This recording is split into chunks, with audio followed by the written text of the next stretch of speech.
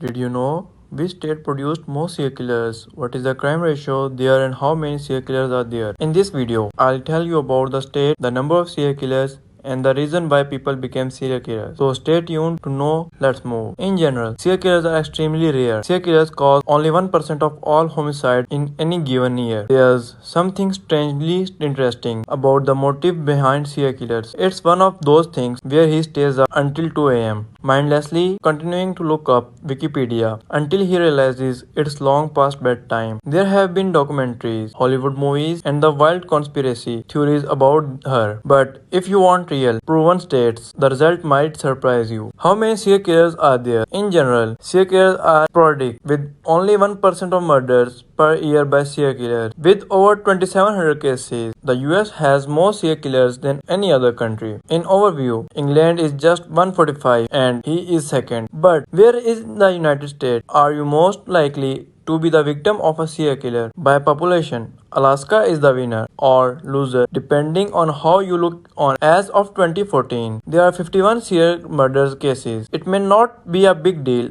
until you take it apart. Here in Alaska, perhaps 15.65 per million people become victims of serial killers. Why do people become serial killers? Rarity in perhaps one of the factors contributing to these horrific events. With no one around, it's much easier to get away with a horrific crime like this in vast areas of wilderness with plenty of opportunities to hide track and hide cross. Additionally, long winter nights can affect the mental health of some Alaskans. This can lead to self-depression. But is it enough to kill someone more than once? Or the dark expenses simply providing better protection to carry out their cruel intention? Other factors include the large number of seasonal workers Alaska receives each season. From construction to logging, physically demanding work results in a large influx of men into the state. This also attracts more sex workers, often targeted by serial killers. The isolation factors also extends to law enforcement. There are at least 75 Alaska Native villages with no law enforcement. That means villages have to rely on Alaska state toppers who can take or to respond to emergency calls. Evidence can be a loss of compromise by waiting, and many serial killers are on the run. The crime rate in Alaska. Additionally,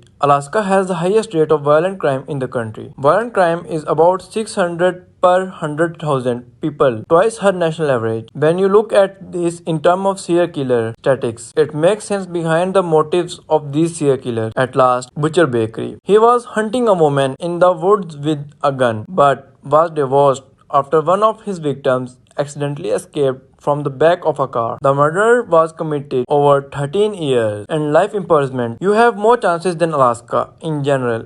The 80s was his worst decade for serial killers. So, thankfully, the worst time are over. If you want to avoid all this, your best bet is to go to Hawaii, where he was the only serial killer in 1980s. But be careful, he was never caught by the authorities.